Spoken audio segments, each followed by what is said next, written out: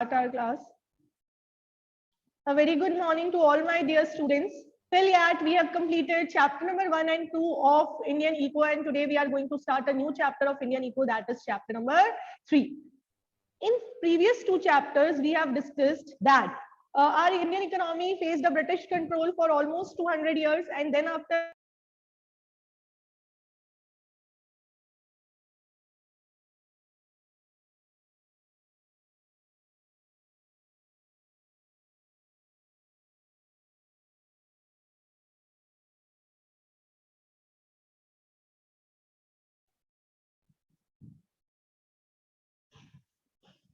yes, now let me know, am I audible? Proper आवाज आ रही है आप सभी को? Yes, ma'am. Okay, that's great.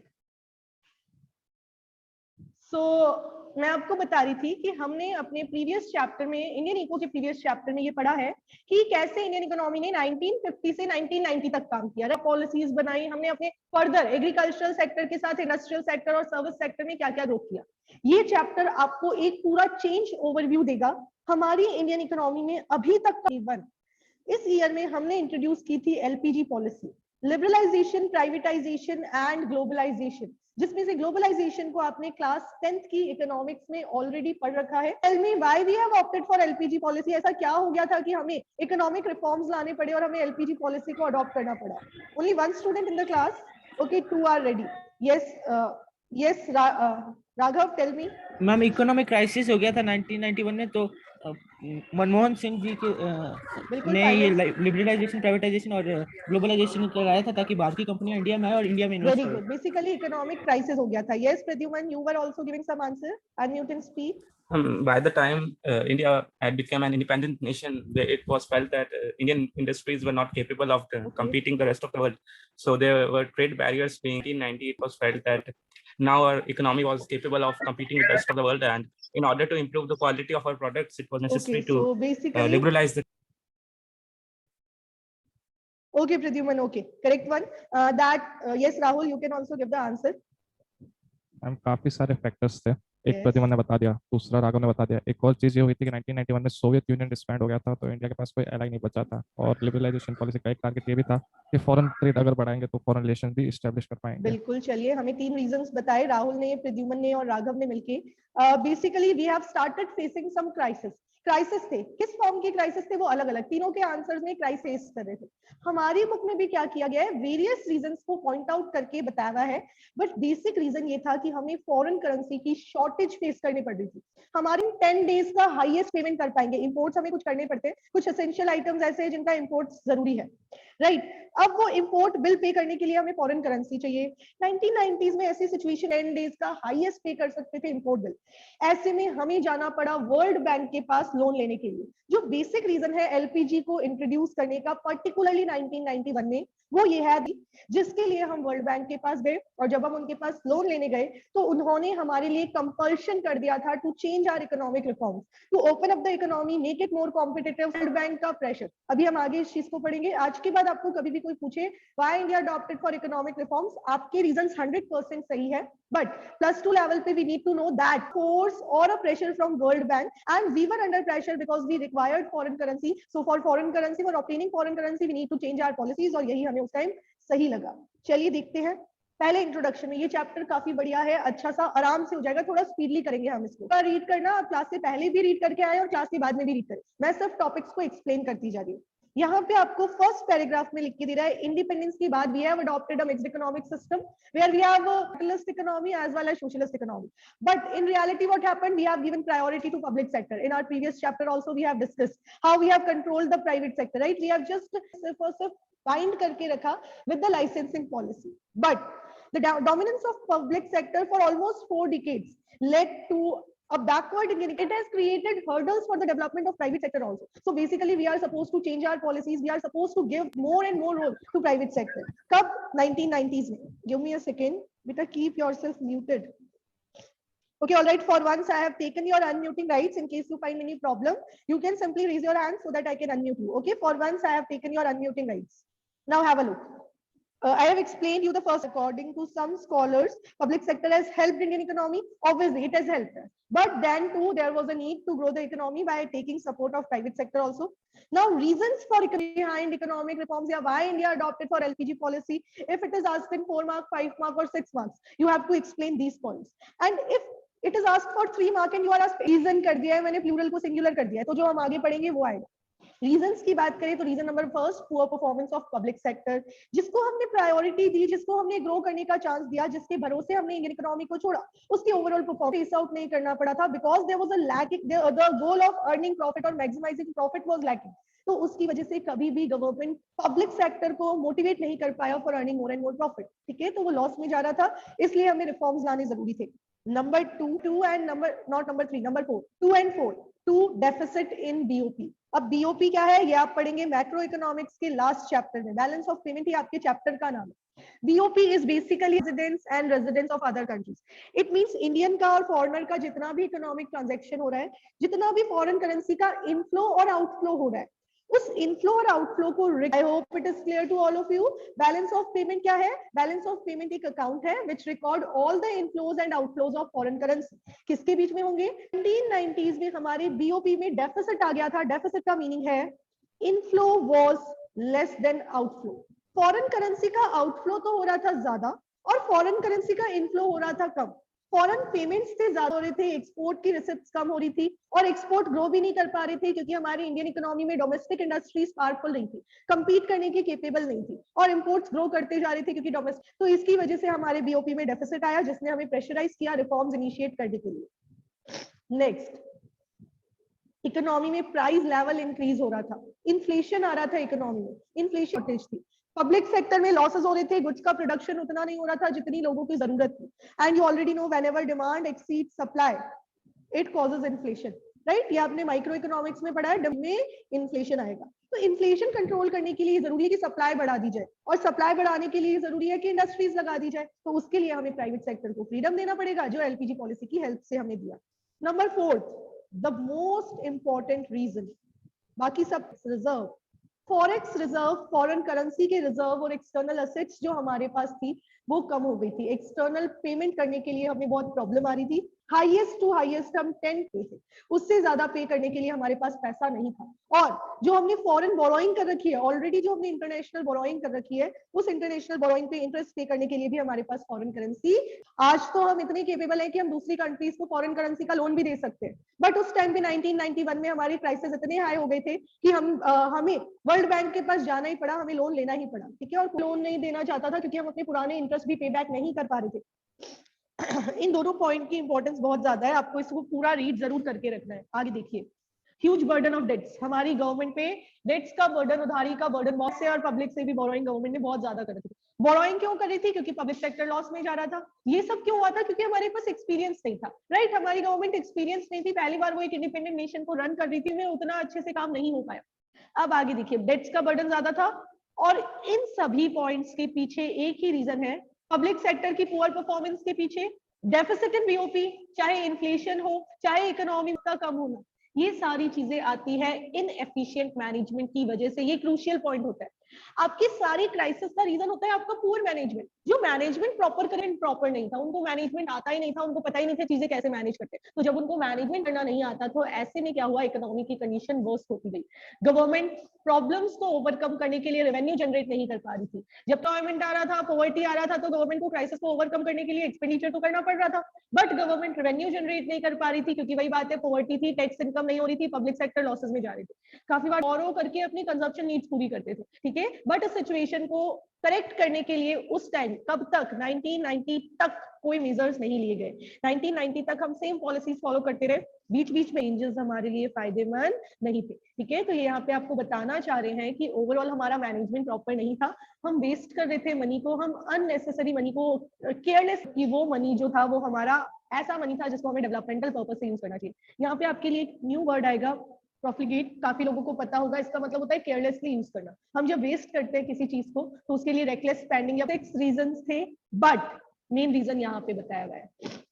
3 marks में अगर आपको पूछे तो this was the main reason, और 6 मार्क्स में पूछे तो वेरियस रीजंस वहां पे बता दिए, जिसमें से जिसका कंक्लूजन और जिसका फाइनल रीजंस की वजह से होते हैं, बट कोई एक पर्टिकुलर रीजन जरूर होता है जिसकी वजह से हमें डॉक्टर के पास जाना पड़ जाता है। तो ये पर्टिकुलर रीजन क्या था, देखिए इसको मैं आपके लिए रीड कर रही हूँ। To manage the crisis of 1991, कौन सी क्राइसिस, फॉरेन करेंसी की शॉर्टेज की क्राइसिस, बैंक एंड IMF, हम दो जनों के पास गए कंबाइंडली लोन लेने के लिए। वर्ल्ड बैंक जिसका दूसरा नाम होता है IBRD, international bank for reconstruction and development, international level पे अलग और ग्रोथ प्रोसेस को सपोर्ट करने के लिए ये बैंक बना है। और IMF शॉर्ट टर्म लोन्स देता है, किसी भी कंट्री को BOP प्रॉब्लम होती है तो उसको, तो हम इनके पास गए। आगे देखिए, India availed $7 billion loan from these agencies. Dr. Manmohan Singh was Indian finance minister in 1991 with the economic crisis looming large on the Indian economy. उस टाइम उन्होंने जो किया, बट नीचे देखिए क्या लिखा हुआ है, मेन जो क्रीम है वो यहाँ है। For availing the loan, these international agencies expected India to liberalize and open up the economy. क्यों हमने ओपन अप किया, क्योंकि लोन लेने के लिए इन एजेंसीज ने हमें के लिए कंपल्सरी है, आप अपने प्राइवेट सेक्टर से रिस्ट्रिक्शंस हटाइए, आप गवर्नमेंट के रोल को रिड्यूस कीजिए, जहां जरूरत नहीं है, जहां रिक्वायरमेंट नहीं है, वहां अननेसेसरी गवर्नमेंट का रोल मत रखिए, और जितनी भी ट्रेड रिस्ट्रिक्शन उनको रिमूव कर दीजिए। इंडिया ने वर्ल्ड बैंक की कंडीशंस पे एग्री किया, because we were not having any option, हमने एग्री किया और हमने न्यू इकोनॉमिक पॉलिसी अनाउंस कर दी। न्यू इकोनॉमिक पॉलिसी क्या थी, LPG पॉलिसी, कब अनाउंस हुई, जुलाई 1991। क्योंकि ठीक है, इस इकोनॉमी का मेन एम, अगर आपको MCQ में पूछ ले what was the main aim of LPG policy, तो मेन एम था to make Indian economy more competitive and to remove the barriers on entry and growth of firms. सिर्फ firm और foreign firm, हमने दोनों पे रिस्ट्रिक्शंस लगा रखी थी, तो हमारा टारगेट था दोनों के ऊपर से बैरियर्स हटाना। आप फर्म के नीचे ब्रैकेट में लिख सकते हैं private sector firms and foreign firms, ठीक है, रिस्ट्रिक्शंस को हटाना था। अब आगे कह रहे हैं, new economic policy can broadly be classified into 2 kinds of measures. हमने जो न्यू पॉलिसी लगाई उसमें 2 मेजर्स थे। जैसे मैं आपको एक एग्जांपल दूं, आप डॉक्टर के पास जाते हैं, सपोज मैं जाती हूँ आपसे, मिस्टर एक्स डॉक्टर के पास जाते हैं। मिस्टर एक्स को क्या होता है, बहुत ज्यादा कफ और हेडेक फील हो रहा होता है, जैसा अभी मुझे हो रहा है बहुत ही दिनों से, तो फिर भी मैं डॉक्टर के पास जाना प्रेफर नहीं कर रही हूँ, मिस्टर एक्स को ही लेके जा रहे हैं। अब मिस्टर एक्स गेट रिजल्ट जो आपको इमीडिएटली सिचुएशन से सही कर दे। जो मेरी खांसी, जैसे सपोज मुझे खांसी हो रखी है या मुझे कफ हो रखा है, तो पहला टारगेट रहेगा मुझे स्टेबल कर देना, कि मेरी जो अभी ये प्रॉब्लम चल रही है, इस प्रॉब्लम को इमीडिएटली सॉल्व करना और मैं नॉर्मल हो जाऊँ। उसके साथ साथ वो मुझे एक लॉन्ग टर्म मेडिसिन भी देंगे, कि अगर आपको, आप टीचिंग करते हो, आपको बार बार ये रहता है कि आप पसीने में पानी पी रहे हो और आपको खांसी की प्रॉब्लम हो रही है, तो लॉन्ग टर्म में Payal you have to do this. Term के लिए सिरप दे दिया, कफ सिरप दे दिया और बता दिया कि भाई ये लोगे तो 3-4 दिन में स्टेबल हो जाओगे, आपकी सिचुएशन नॉर्मल हो जाएगी। फिर मिस्टर एक्स कहते हैं भाई डॉक्टर साहब मुझे तो हर महीने खांसी हो जाती है, तो डॉक्टर साहब जो लॉन्ग टर्म में उनको स्टेबल बना के रखेंगे। तो हमने जो पॉलिसी इंट्रोड्यूस की, we have also adopted 2 measures. सबसे पहले स्टेबलाइजेशन मेजर्स, आपको ध्यान रखना है स्टेबलाइजेशन शॉर्ट टर्म के लिए। एक बार आप short term 2 major problems face करनी पड़ रही थी, एक तो BOP क्राइसिस और एक इन्फ्लेशन। तो जितने भी शॉर्ट टर्म मेजर्स हमने यूज किए वो BOP की सिचुएशन को सही करने के लिए और इन्फ्लेशन को कंट्रोल करने के लिए थे। इसके बाद में हमने कोशिश की कुछ लॉन्ग टर्म मेजर्स की, जो हमारी इकोनॉमिक स्ट्रक्चर बदलने के लिए जो मेजर्स थे। तो इसमें 2 पॉइंट थे। एक तो डॉक्टर क्या करेगा, मिस्टर एक्स की हेल्थ पे फोकस करेगा कि उनकी ओवरऑल एफिशिएंसी बढ़ जाए, राइट, लॉन्ग टर्म के लिए। तो इकोनॉमी की एफिशिएंसी, इंडियन इकोनॉमी को मोर कॉम्पिटिटिव बनाना, कॉम्पिटिटिव लॉन्ग रन में बनेगी। ऑल ऑफ द सडन अगर सोच लिया जाए कि कॉम्पिटिटिव बना दे तो वो चीज पॉसिबल नहीं है। अब मुझे बताइए यहाँ तक anyone, any doubt, any confusion, कोई भी word structural measure, World Bank के पास गए उसमें कंफ्यूजन, या उन्होंने क्या कहा उसमें confusion, anyone? Yes Raghav, I am giving you unmuting rights, you can speak. Yes ma'am, अब डेट्स तो अभी भी इंडियन गवर्नमेंट पे बहुत है। बिल्कुल है, बट इंटरनेशनल डेट्स उतने नहीं। देखिए बोरोइंग तो करनी पड़ेगी, जब भी हम काम करेंगे ना तो हम सारा पैसा खुद का नहीं यूज करेंगे, हम क्या करेंगे, बोरोइंग करके भी काम चलाएंगे। बट वो बोरो कर पा रही है, जब तक पे कर पाएगी तब तक होगी। कोविड के बाद सिचुएशन अलग हो गई। बेटा थोड़ा डिस्टर्बेंस आ रहा है आपकी साइड से। हाँ जी राघव, आप बताइए, क्लियर है आपका question? Yes ma'am. Okay, all right. Anyone else, anything you want to ask? All right then. ये 3 मार्क क्वेश्चन आता है, बच्चे इस टॉपिक को तो इग्नोर ही कर देते हैं, पता नहीं क्यों, एक जनरल टेंडेंसी है इसको इग्नोर करने की। आप इग्नोर नहीं करें, हो सकता है 1 मार्क में आपको कोई मेजर दे दे, जैसे whether it is a stabilisation measure और स्ट्रक्चरल रिफॉर्म मेजर, आपको पता होना चाहिए स्टेबलाइजेशन है क्योंकि ये शॉर्ट टर्म है। आगे बढ़ते हैं, main policies of new economic policy. New economic policy में बेसिकली हमने LPG, liberalisation, privatisation and globalisation, इसको लॉन्ग लाइफ हर जगह हर स्ट्रीम में आपको पता होना चाहिए। इवन कुछ बड़े बड़े इंटरव्यूज में ये पूछा जाता है कि what was the changing movement for Indian economy का पूछ रहे हैं। अब तो कोविड हो गया होगा, बट टिल चेंजिंग इवेंट था वो ये एलपीजी पॉलिसी थी। ठीक है, आगे देखिए एलपीजी पॉलिसी की बात करते हैं। सबसे पहले लिबरलाइजेशन, प्राइवेटाइजेशन एंड ग्लोबलाइजेशन को शॉर्ट में। कॉमर्स का कोई एक स्टूडेंट जिसने चैप्टर 3 में इसको बहुत अच्छे से पढ़ा है वो हैंड रेज करके बता दे। Raise your hand and globalisation. No one in the class is ready to explain. देखिए राहुल आर्ट्स का है, उसको मैंने अभी कॉमर्स वाला चैप्टर नहीं पढ़ाया, then also he is ready. बाकी बच्चे थोड़ा मोटिवेट हो भाई। हाँ जी राहुल, मैं unmuted लिबरलाइजेशन का बता सकता हूँ कि 1991 से पहले जो लाइसेंस राज था कि हर एक चीज के लिए लाइसेंस चाहिए, पिछले चैप्टर में वो दिया हुआ गया, उसको हटा दिया गया था और फॉर्म्स की एंट्री जो है वो मार्केट में आसान कर दी थी। बिल्कुल सही। Very good. 2 other students are also ready to give the answer. Liberalization was basically a policy जिसमें आप ये मानिए अननेसेसरी जितनी भी रिस्ट्रिक्शन, सारे पेरेंट्स धीरे धीरे थोड़े मॉडर्न हो रहे। जब हम मैं तो चलो आप ही के जनरेशन के साथ भी, थोड़ा सा आप किसी बड़े इंसान को देखो तो वो बताएंगे वो जब हमारी एज के थे तो उनपे बहुत एक्स्ट्रा रिस्ट्रिक्शंस थी, तो उनको रिमूव किया गया, उनको हटाया गया। वैसे इंडियन इकोनॉमी में कुछ रेस्ट्रिक्शंस ऐसी थी जिनकी जरूरत नहीं थी, उन रेस्ट्रिक्शंस को जब हमने हटाया तो उसी पॉलिसी को लिबरलाइजेशन कहा। Okay, Riya will Ma'am, explain privatization means giving more resources and entry to private sector. Yes, exactly. Giving priority to private sector and allowing private sector to come up in the economy and to grow and develop its business for the betterment of economy. Okay, Raghav, can you explain globalization?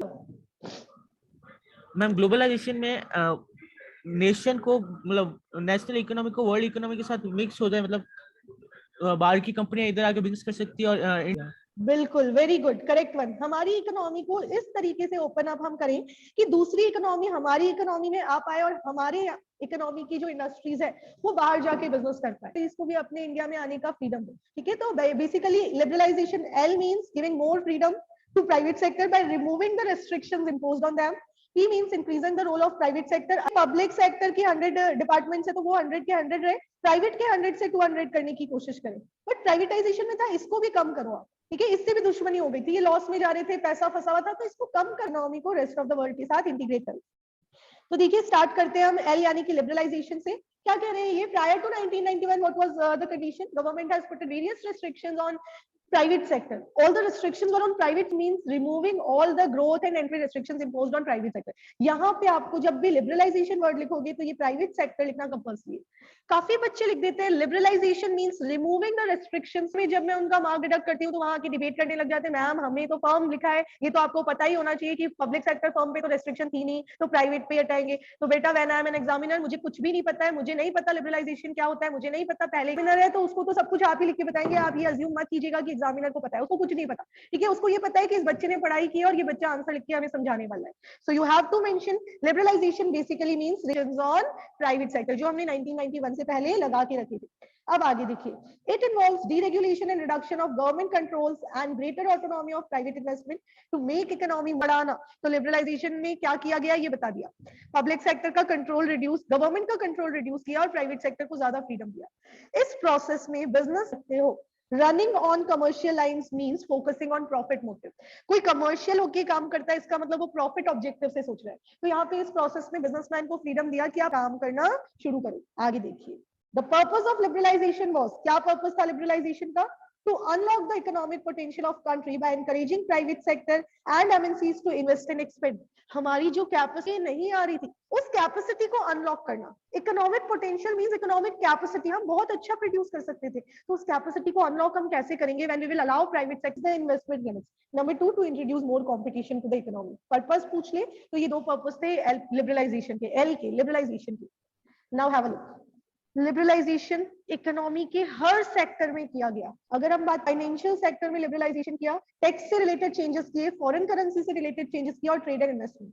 ये जितने भी parts आप पढ़ोगे सबके सब points हैं और 3 marks के लिए ये 5 इंपॉर्टेंट क्वेश्चंस आपके साथ सकते हैं। Financial sector reforms again for 3 marks, तो ये इंपॉर्टेंट टॉपिक्स हैं अलग अलग। चलिए देखिए, बढ़ते हैं आगे। Industrial sector reform number 1। Industrial sector reforms यानी इंडस्ट्रीज में जो होने वाले हैं। न्यू इंडस्ट्रियल रिफॉर्म्स हमने इंट्रोड्यूस किए इन जुलाई 24, 19। पहले इंडस्ट्रियल लाइसेंसिंग की लिमिट रिड्यूस कर दी। ठीक है, पहले ये था कि 18 इंडस्ट्रीज के अलावा कोई भी इंडस्ट्रीज है वहां आप बिना लाइसेंस के काम कर सकते हो इनिशियली। फिर 1991 के अंदर ये फाइनलाइज, 1999 के अंदर इंडस्ट्रीज जो है वो विदाउट लाइसेंस स्टार्ट की जा सकती है।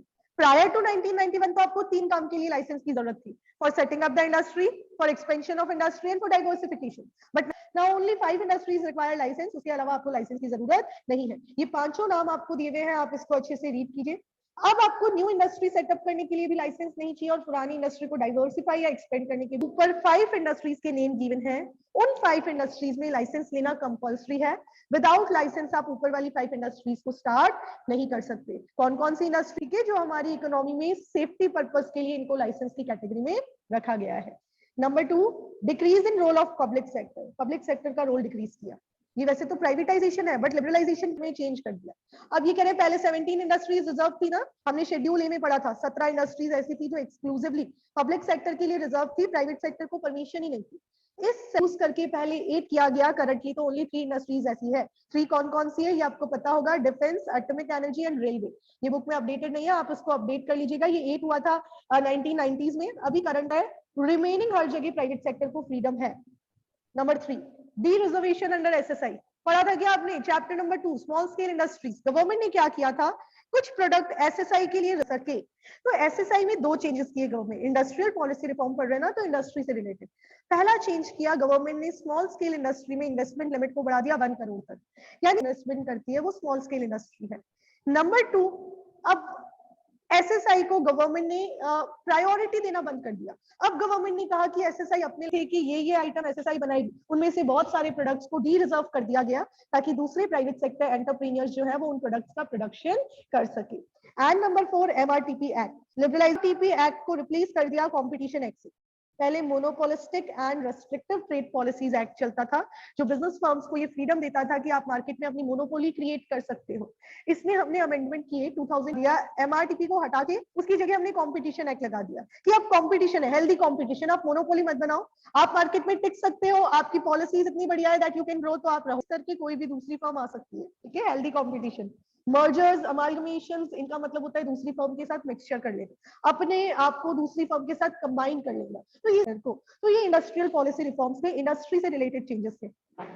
नाउ हैव अ लुक, थोड़ा सा स्पीड हमने पकड़ा आज की क्लास में, हमने कवर कर लिया the reasons behind economic reform, the 2 measures, structural and stabilization, and then after we have discussed the basic meaning of L, P and G, and then we have started liberalization. Most probably in tomorrow's class we will end liberalization और फिर हम आगे बढ़ेंगे।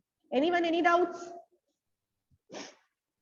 Yes, Raghav, unmute and speak. Although the class is going to end, Raghav and Bharat are having doubt. In case class end हो जाए तो class के बाद पूछ लीजिएगा। Yes, Raghav. राघव ने तो लीव कर दिया। भरत?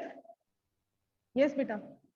मैम मुझे ये चीज पूछनी थी कि मैम इसमें एग्रीकल्चर का क्या रोल होगा मैम? आगे पढ़ेंगे बेटा, कल की क्लास में डिटेल में एक्सप्लेन करूंगी। ठीक है, अभी तो बहुत लिमिटेड टाइम है, कल एक्सप्लेन करूंगी।